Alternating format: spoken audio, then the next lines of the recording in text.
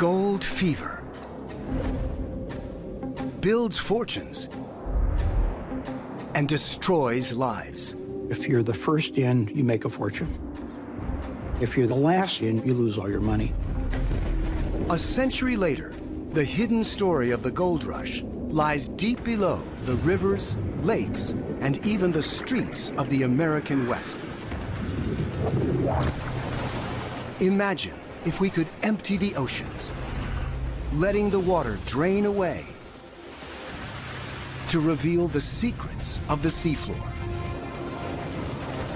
Now we can, using accurate data and astonishing technology, to bring light once again into a lost world.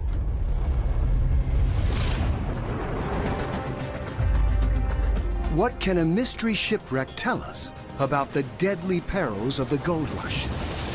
About 100,000 people set off, and only about 30,000 made it. When being first is everything, is any risk worth taking? He was asked, do you want to slow down? And he's like, no, let her rip. And what extraordinary secret lies buried beneath one of America's greatest cities? There could be as many as 100 vessels buried under the streets of San Francisco.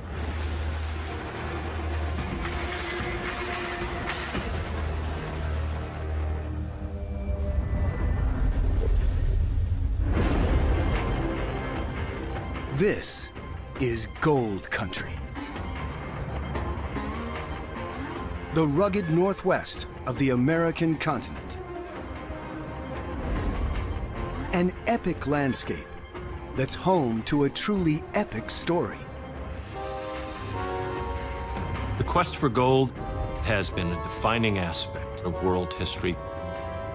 Great movements of people, the rise of new states, of new cities, of new nations. We can't underestimate the power of the gold rush.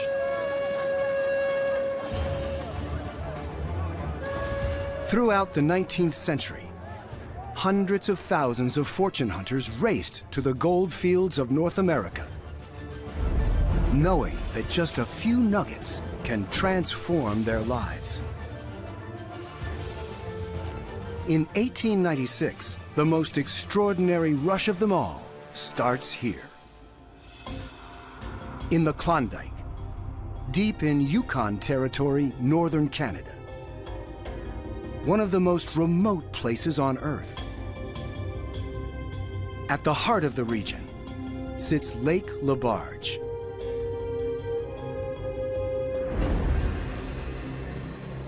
And in the lake, a gold rush mystery.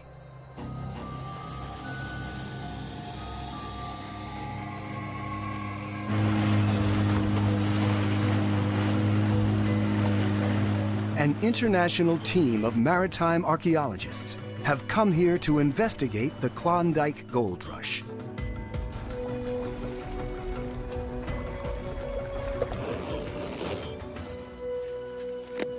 Even in the height of summer, the waters of Lake Labarge are dangerously cold. You only have about 30 to 40 minutes in the water before you freeze to death. But the team is willing to take the risk because of what's lying on the bottom of the lake.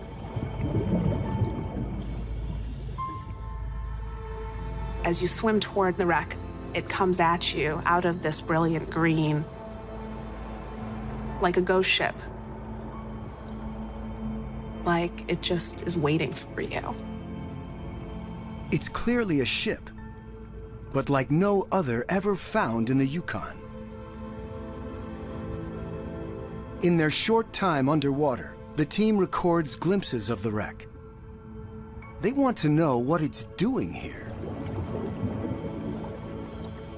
To understand more, we can turn to high-resolution scans and data mapping. Use powerful computer software. Empty Lake Labarge and reveal a remarkable sight.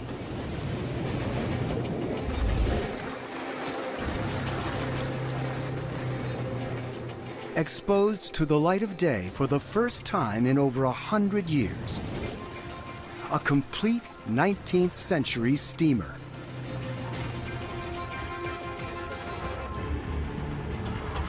Perfectly preserved, right down to the logs in its boiler.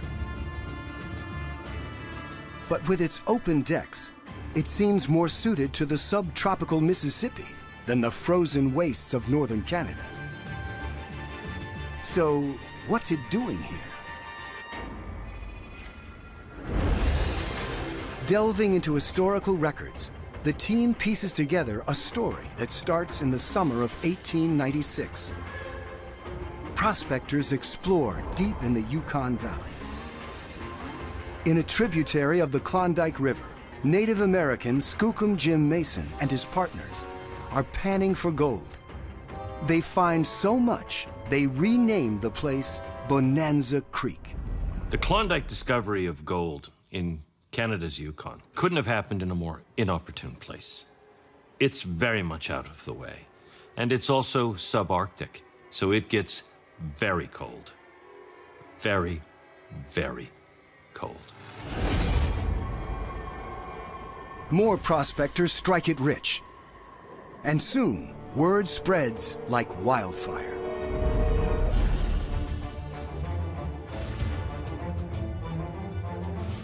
By the summer of 1897, fortune hunters jostle for places on ships heading north from Seattle.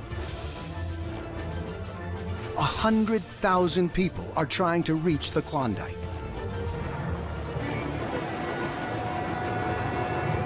Before them, an epic challenge. First, a voyage to Alaska, then overland to the headwaters of the Yukon River, the jumping-off point for a perilous journey downstream to the gold fields. And simply to reach the headwaters, they have to cross a huge mountain range. The quickest way through is also the hardest.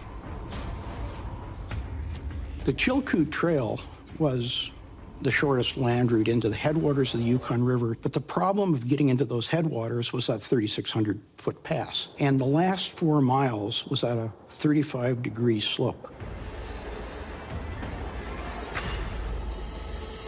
By the time the army of prospectors arrives, it's deep winter, with temperatures down to -40.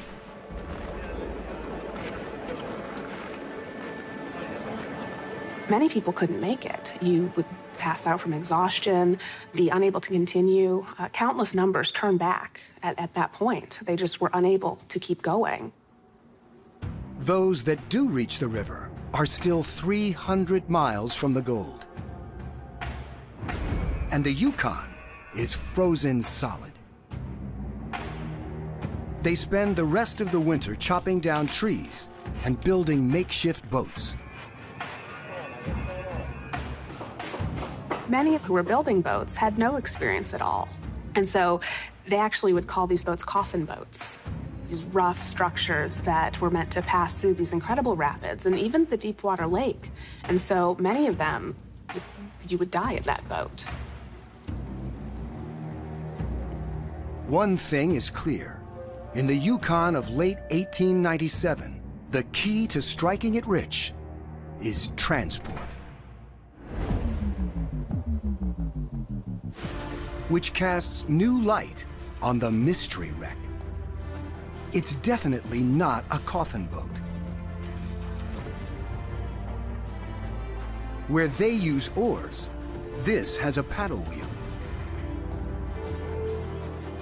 Where they use sails and muscle power, this has a boiler. And where they're made of wood and nails, this has iron plates and rivets.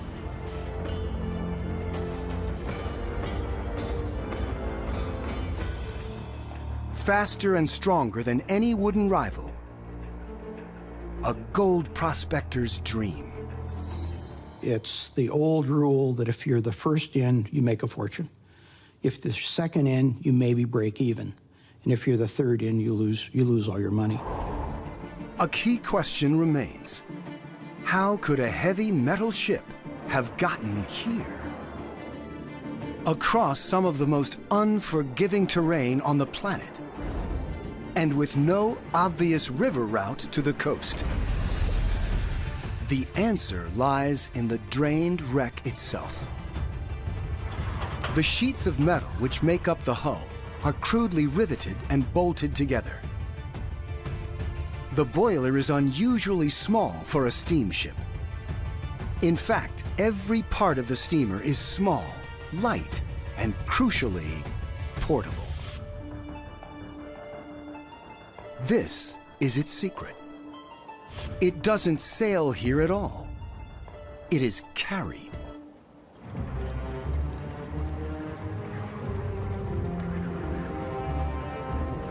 Its metal hull and engine are hauled over the mountains. The hull was made in San Francisco. They added engine components to it from Seattle. And then the whole thing was shipped up in pieces, hauled across the mountain, and assembled. There's nothing like it. The designers of this prefabricated steamship are a remarkable pair of entrepreneurs. Husband and wife, Albert and Clara Goddard. Goddard realizes the key to opening up the run is to use a modern steamer. Iron-hulled, strong and efficient. What the Goddards come up with is genius.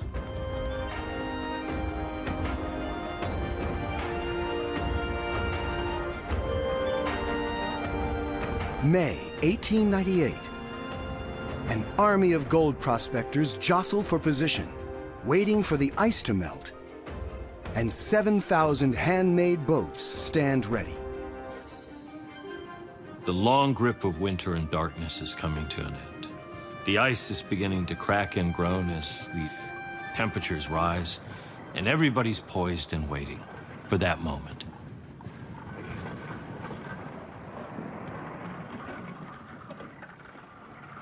Suddenly, the way north is open. The race is on.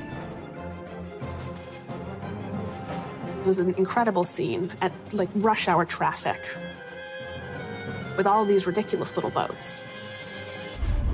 And one boat enjoys a huge advantage.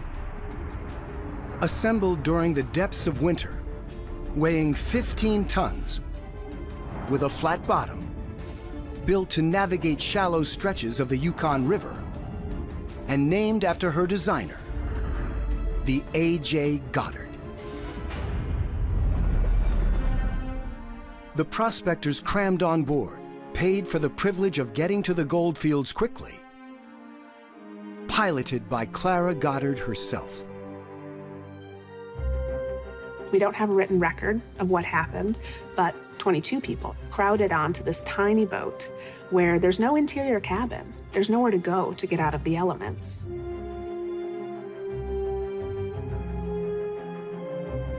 Steaming ahead at a steady 6 knots, she leaves the makeshift coffin boats in her wake. But downstream lies the fearsome White Horse Rapids. 3 miles of raging rock-strewn waters. Unknown numbers of people lose their lives here. But the Goddard's flat-bottom design helps them navigate through the rapids with ease. And after just 5 days, she arrives in the boomtown of Dawson, gateway to the goldfields. As the Goddard steams into Dawson City, it was met with cheers from the townspeople who had never seen such a boat come into the town before. It was quite a reception. It's a huge success. Now Albert and Clara plan to make their fortune running prospectors back and forth to Dawson. But the Goddard never makes the trip again. What goes wrong?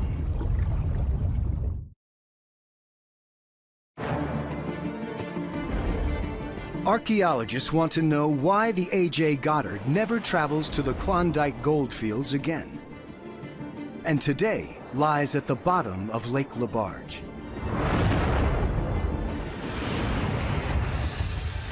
Now drained, the wreck seems to be in perfect repair. But accounts from the late 19th century reveal an issue that Albert and Clara Goddard hadn't thought through. Gravity. When they were going to the gold fields, they were going with the rapids. They were going downriver. Now when they're returning, they're having to go upriver past some really strong water.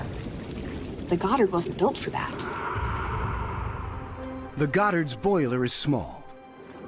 Small enough to be carried over a mountain, but too small to generate the power needed to plow upstream through the mighty White Horse Rapids. The Goddards have miscalculated. At some points, they had to tie ropes to the boat and pull it through the more difficult sections. The Goddard never attempts the run to Dawson again. Her days of transporting high-paying prospectors are over, before they ever really begin.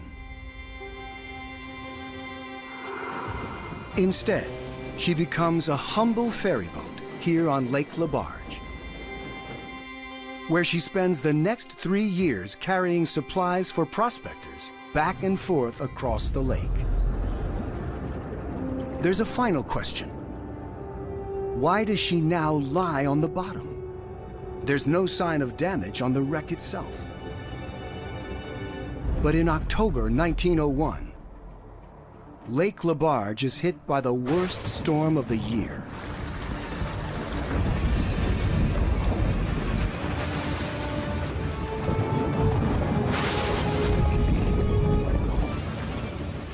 The Goddards are working the lake, carrying 4 crew and 1 passenger. Suddenly, she's surrounded by a mass of churning waves. You're used to seeing ocean storms with these mountainous waves, and they're very high. You don't get waves like that on the lakes. They're often at the maximum 6 to 8 feet high. But where they're dangerous is they're much closer together and they're much steeper. Waves crash on deck, and water fills the firebox, leaving the Goddard powerless. She drifts, carried by the storm. Finally, enough water floods into the hull, going through the hatches, that it just weighs too much, and it sinks to the bottom.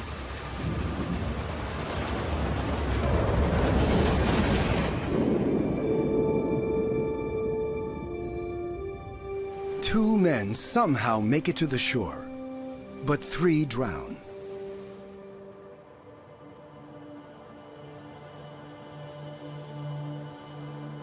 The Goddard still lies at the bottom of the lake, a telling example of the hope, the ingenuity, but also the disappointment at the heart of so many gold rush stories. About 100,000 people set off for the gold fields, and only about 30,000 made it. For those who got there, the best claims were already staked, so they arrived and everything was taken. Gold, to the value of nearly $900 million in today's prices, is unearthed in the 3 years of the Klondike Rush. But fewer than 4,000 prospectors ever find any, and only a few hundred make big money. Today, little evidence of those dramatic days remains. The Yukon is once again a realm of forest, snow, and ice. But 1,500 miles to the south, and 50 years earlier, there's another gold rush, one that changes America and the world forever. 200 years ago, San Francisco is a tiny settlement. James Delgado, archaeologist from Search Incorporated, wants to know how it turned into the global city it is today. The key is a single discovery. Right next to San Francisco's iconic Trans-America Pyramid, where over 40 years ago, Delgado first glimpses something extraordinary. In May 1978, I was standing basically right here, looking down at the outline of a ship in the mud 20 feet below me. A wooden ship right in the heart of the financial district.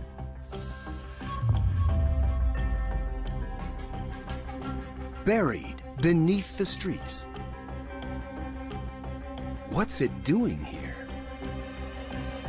To learn more, we can use the latest computer imaging technology. Stripping away the 21st century surface. Peeling back 150 years of urban development.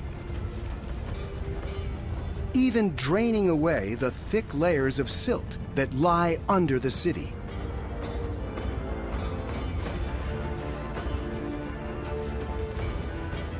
To expose the ghostly outline of a sailing ship from the mid-19th century. Its name, the Niantic.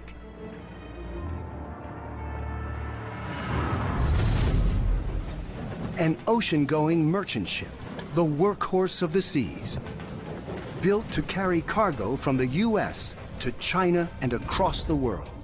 So, what's she doing beneath the streets of San Francisco?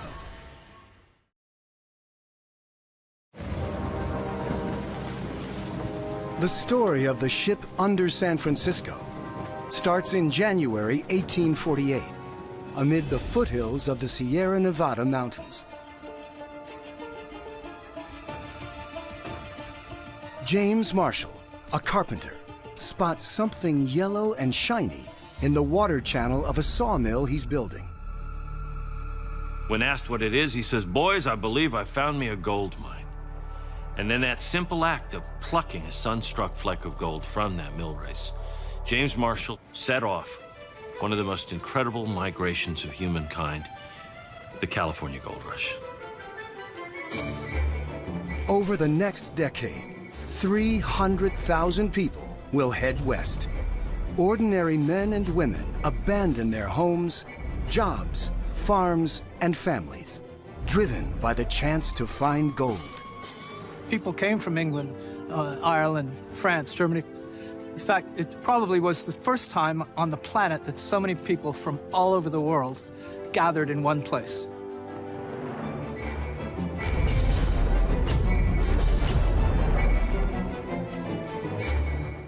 The 49ers, as they're called, face a huge challenge getting to the gold fields. Crossing the continent takes months. They risk starvation, disease, or attack by hostile Native American tribes. It's faster by sea, and many 49ers head to Panama, crossing the isthmus through the swelteringly hot jungle. Thousands pay the ultimate price. At one stage, Panama City had more dead 49ers buried in its soil than it had living Panamanians. Those that survive begin the third leg of their journey, sailing north to San Francisco. One of the ships that will make that voyage is the Niantic, recently converted to carry passengers. San Francisco's maritime archives reveal what happened next. This is the Niantic logbook. Wow. There. This is like the iconic scene. The skipper, Captain Henry Cleveland, crams 249 fortune seekers on board, each paying an exorbitant amount of money, desperate to get to California. Here's Niantic's passengers coming out in boats to meet the ship. They would have charged around $250 in 1849 prices, which today's is about $5,000. So very much more than the going rate would have cost, but they had no other option. Niantic arrives in San Francisco in July 1849. home to just a few thousand traders and sailors. But her logbook reveals that Niantic's passengers aren't the only ones dreaming of riches. Captain Cleveland holds off anchors and has his passengers ferried ashore by boat with their baggage. But he begins to worry, as he should, because gold fever is rampant and his crew are beginning to mutter. Baggage ashore, 5, the crew deserted. The last entry here, on July 12th, 1849, as the crew is breaking out the last of the run, everything that's stored in the ship. One by one, the crew deserts and heads for the hills. A week after arriving in San Francisco, the ship sits in the cove almost completely empty. So why didn't the ship's owners simply hire another crew and sail her away? The answer to that also lies beneath the streets of San Francisco. Removing yet more tons of ancient silt reveals that Niantic is far from alone. She's just one of a vast fleet of ghost ships lying deep beneath the modern city.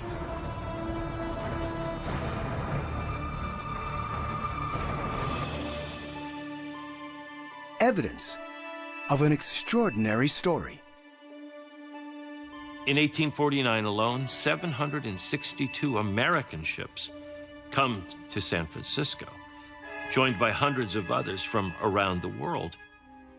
Scores of vessels are now moored alongside the Niantic, all bringing prospectors to California. Unfortunately, most of these vessels arrived in San Francisco and their crews deserted. What you find, ultimately, is a scene described by contemporaries as a forest of masts, with hundreds of these ships sitting there, with no place to go and nothing to do.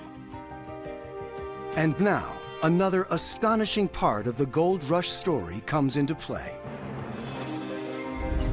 In just 6 months, San Francisco's population leaps from 5,000 to 25,000. The town needs to grow, and fast. Entrepreneurs come up with the perfect solution. Ships like Niantic will become the city. So these savvy businessmen decided we're going to use these vessels for a new function. They were hauled ashore and used for store ships. They were also used for boarding houses, as churches, as offices. Niantic is hauled onto the mudflats and converted into a warehouse. And so it is that getting close to 200 of these ships are converted temporarily or permanently into floating buildings. Landfill is dumped into the shallow waters of the cove, and the city grows. Soon, it extends around the beached ships, far out into the San Francisco Bay. There's construction everywhere, on the piers, on land. You can hear it. The sounds of the city are just a cacophony of construction sounds that began at dawn and went into the night. What was once sea is now the streets and sidewalks of San Francisco's financial district.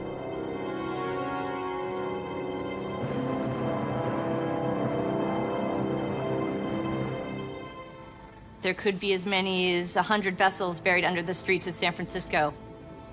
Only a small number of those have been found, but as new buildings are built and new excavations are done, it's likely that we're going to find more of those. That's why we refer to San Francisco's financial district as a gold rush Pompeii.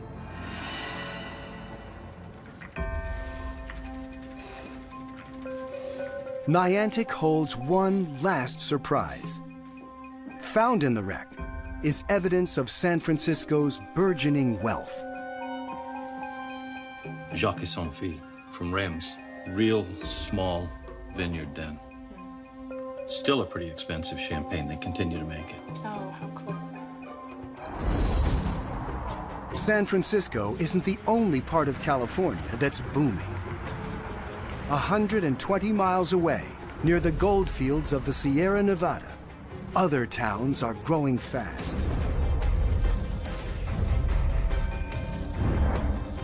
What can these strange timbers at the bottom of the Sacramento River tell us of the dark side of the gold rush?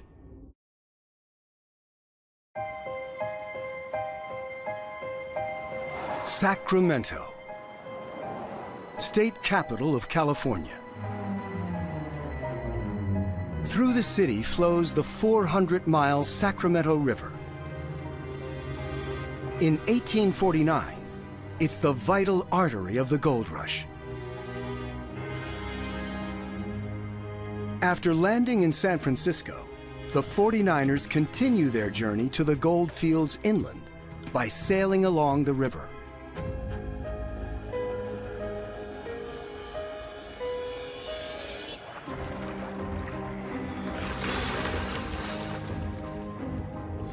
Archaeologists discover a wreck on the riverbed here, right in the heart of the modern city. And in those dives, what we found in the murkiness of the Sacramento River was a portion of the hull broken at its back or its keel, lying there, but with the whole form or the body of the hull itself still there for us to see. Historical research comes up with a name, LaGrange, a ship known to have carried prospectors to the city in 1849.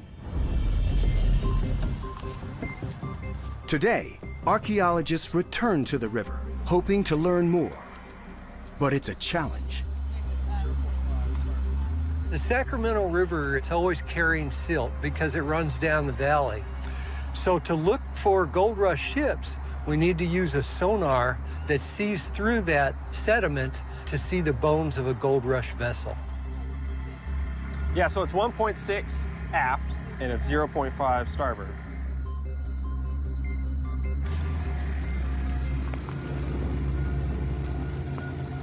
Based on the sonar data from the latest survey, we can start to drain the water from the river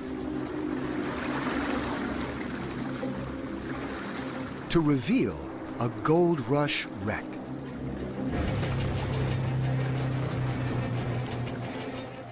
The partial remains of a ship's hull, clearly visible.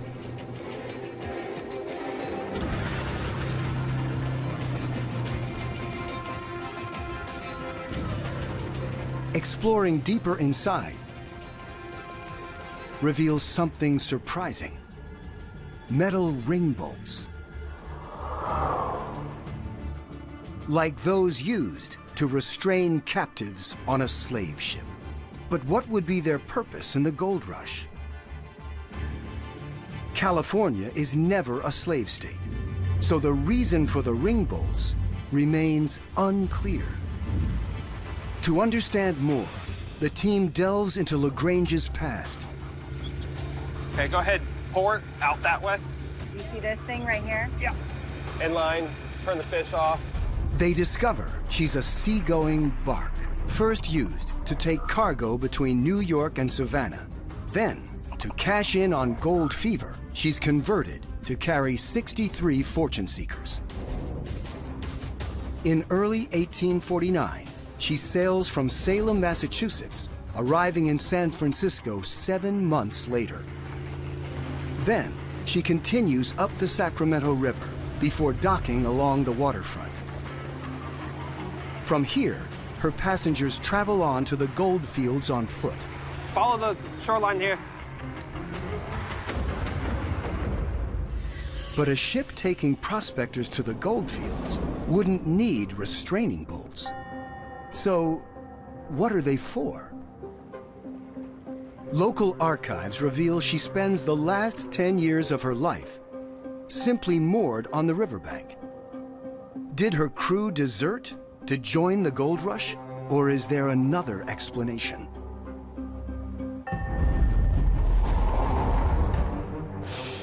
Gold Rush, California is a dangerous and violent place.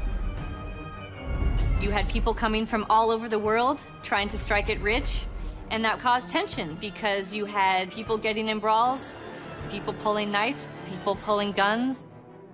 Along with theft, assault, and murder, there's ethnic tension too. So you have American mobs assaulting Chileans, other Hispanics and Chinese, as well as Native Indians, to clear the land or to send a message that you're not welcome. Sacramento needs a solution. And so LaGrange is converted from a sailing ship to become a floating jailhouse. It's out of town. It's on the river. It is controlled and self-contained, and so it serves a perfect purpose as not only a place in which you can incarcerate, but one which you can completely control and keep inaccessible. Today, the prison ship LaGrange lies beneath layers of silt on the riverbed.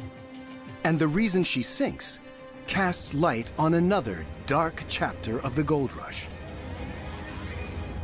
One of the biggest fears of every gold seeker is that everybody else gets to it first.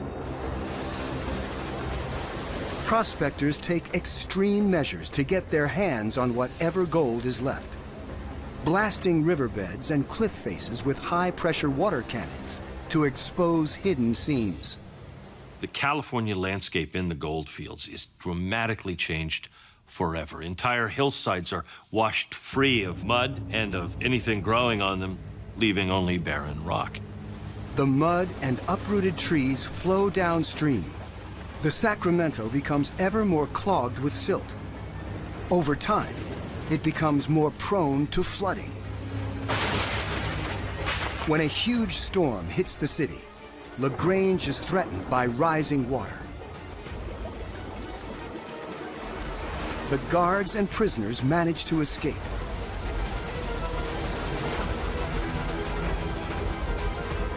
But she sinks to the bottom of the river, where today she still lies, as a reminder that the lust for gold led many 49ers not to a fortune, but disgrace. In California, everything comes back to the gold rush.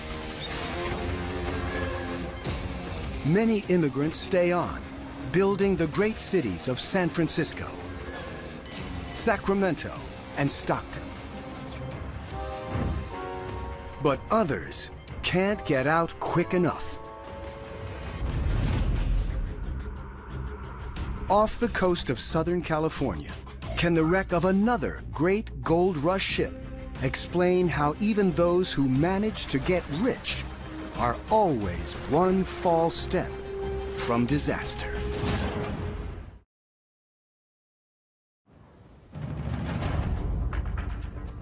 Gold isn't just transforming California. By the early 1850s, some of those who struck pay dirt are returning home. To towns and cities back east, to Europe, to China. Gold helps kickstart the economy of the entire world. But those leaving the Golden State put themselves in a new kind of peril.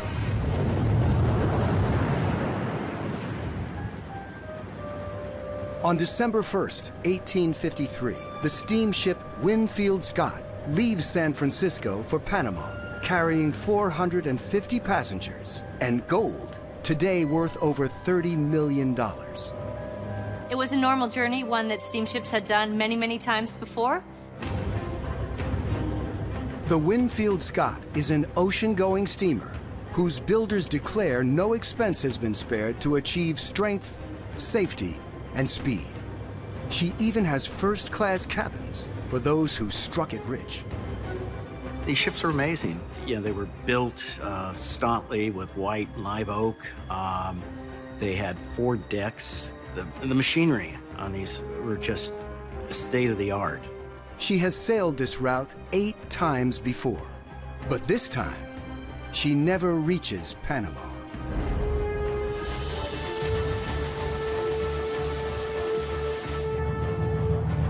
The research vessel Shearwater is heading towards the Channel Islands, a few miles off the coast of Southern California.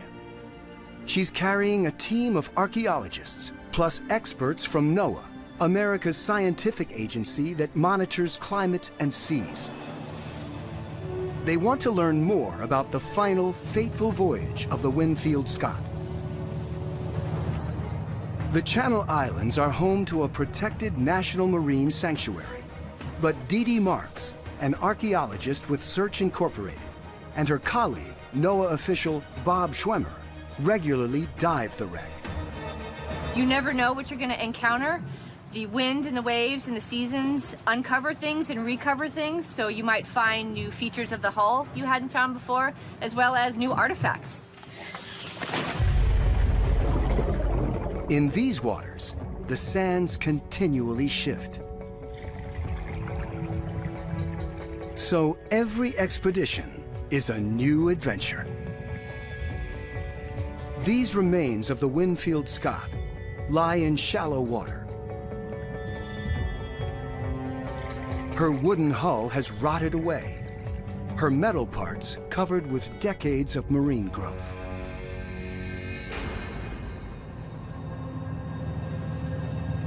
To see her in detail and understand what happened here, we can combine 3D scanning data with visualization software and pull the plug on the Pacific Ocean.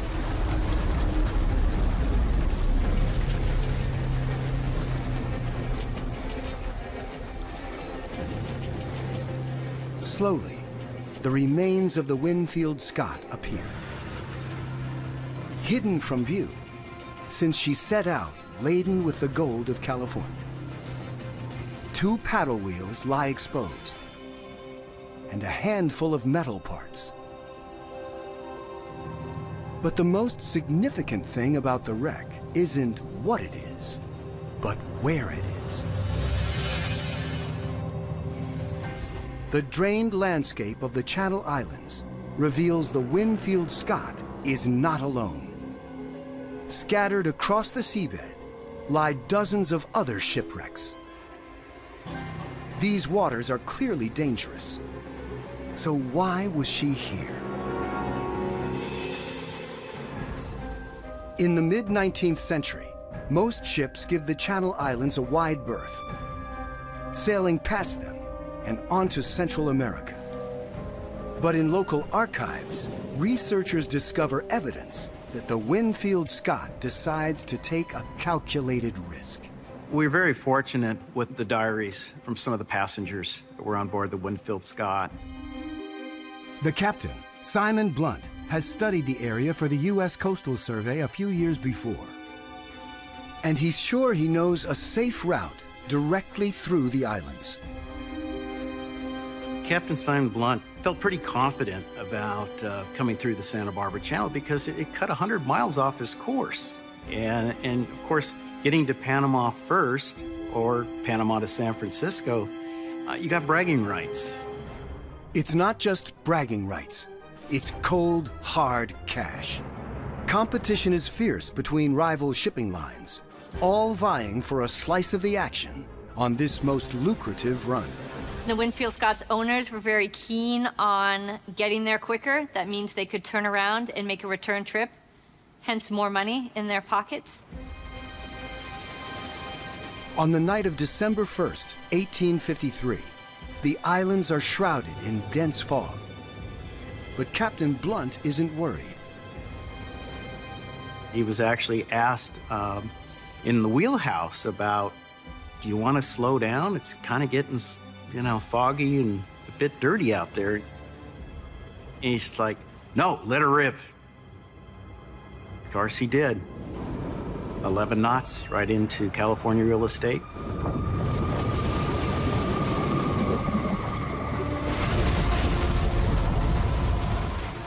The ship smashes into the rocky coastline of Anacapa Island.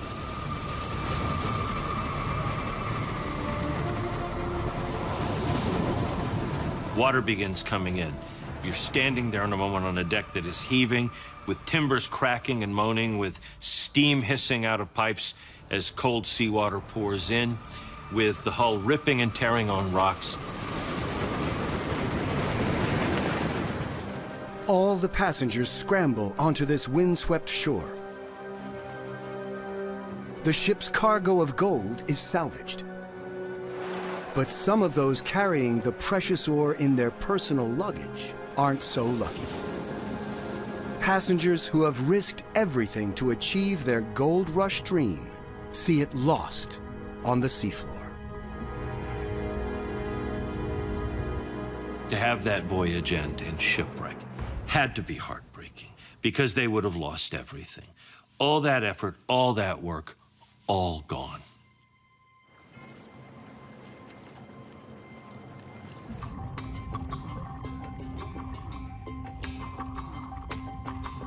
Great catch. That's really good. It looks so cool. Today, the wreck of the Winfield Scott still speaks loudly of the huge wealth generated in the gold rush era. So within a span of 5 years, from San Francisco being a tent city, in a blink of an eye really, you had a bustling city and you had steamships like the Winfield Scott that were able to have passengers that could afford a first-class stateroom on their way home. By the end of the 1850s, just a decade after the first discovery, $187 billion worth of gold in today's money is pulled from the mountains of California. An extraordinary decade of adventure, endeavor, and sometimes heartbreak that utterly transforms America. California becomes the 31st state of the Union, a booming economy that's soon home to 400,000 settlers. The gold rush opens up the American West, and in so doing, creates the modern United States.